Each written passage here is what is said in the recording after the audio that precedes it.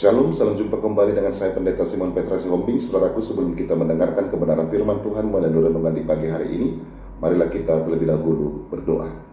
Damai sejahtera Bapa yang melampaui segala akal, itulah yang memelihara hati dan pikiranmu di dalam Kristus Yesus Tuhan kita. Amin. Saudaraku terkasih, firman Tuhan renungan di pagi hari ini tertulis dari 1 Yohanes 2 ayat 1. Demikianlah firman-Nya. Anak-anakku, hal-hal ini kutuliskan kepadamu supaya kamu jangan berbuat dosa. Namun jika seorang berbuat dosa, kita mempunyai seorang pengantara pada Bapa, yaitu Yesus Kristus yang adil. Demikianlah pembacaan firman Tuhan. Saudaraku terkasih, setiap orang pernah jatuh, pernah gagal, pernah melakukan kesalahan yang membuat hati merasa bersalah dan kecewa terhadap diri sendiri. Dan ada juga saat-saat ketika kita merasa tidak layak lagi untuk datang kepada Tuhan karena kelemahan dan dosa kita terus terulang.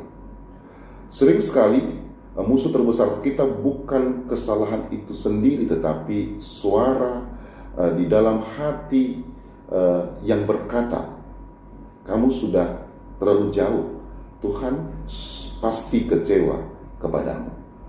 Saudaraku, firman Tuhan hari ini membawa suatu kabar yang menenangkan sekaligus menguatkan. Rasul Yohanes berkata bahwa ketika kita jatuh, kita memiliki seorang pengantara di hadapan Bapa, yaitu Yesus Kristus yang adil. Artinya saat kita gagal, Tuhan tidak langsung meninggalkan kita. Saat kita lemah, kasih-Nya tidak berhenti, bahkan ketika kita jatuh, Yesus tetap berdiri bagi kita. Renungan ini bukan mengajarkan kita untuk hidup sembarangan, tetapi mengingatkan bahwa kasih karunia Tuhan selalu membuka jalan untuk bangkit kembali. Tuhan tidak mencari manusia yang sempurna, tetapi Dia mencari hati yang mau kembali kepadanya.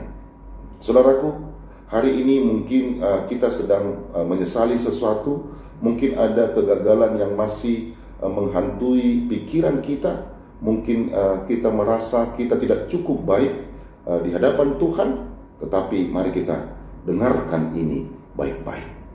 Kegagalanmu bukan akhir dari hubunganmu dengan Tuhan.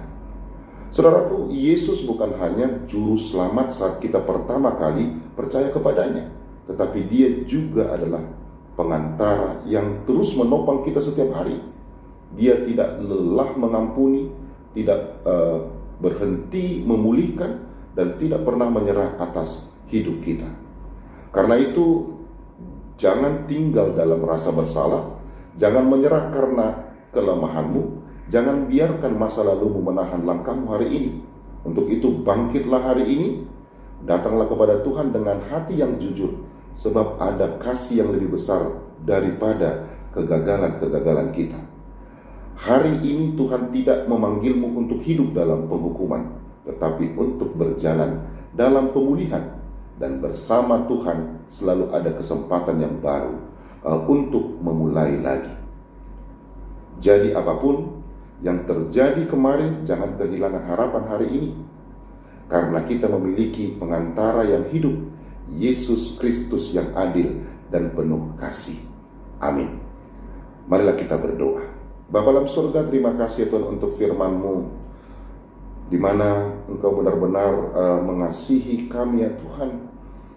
Tatkala kami menghadapi suatu pergumulan, persoalan dalam kehidupan kami merasakan kelemahan, tetapi Tuhan selalu hadir untuk menopang kami, menguatkan kami, dan selalu memberkati kami di dalam perjalanan hidup kami. Terima kasih ya Bapa. Bapa dalam surga, senantiasalah Engkau memberkati kami di tengah-tengah keluarga, pekerjaan dan pelayanan kami.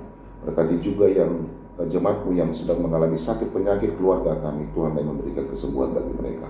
Di dalam Kristus Yesus kami berdoa. Amin. Selamat beraktivitas, tetap semangat saudaraku. Tuhan Yesus Kristus memberkati kita semua.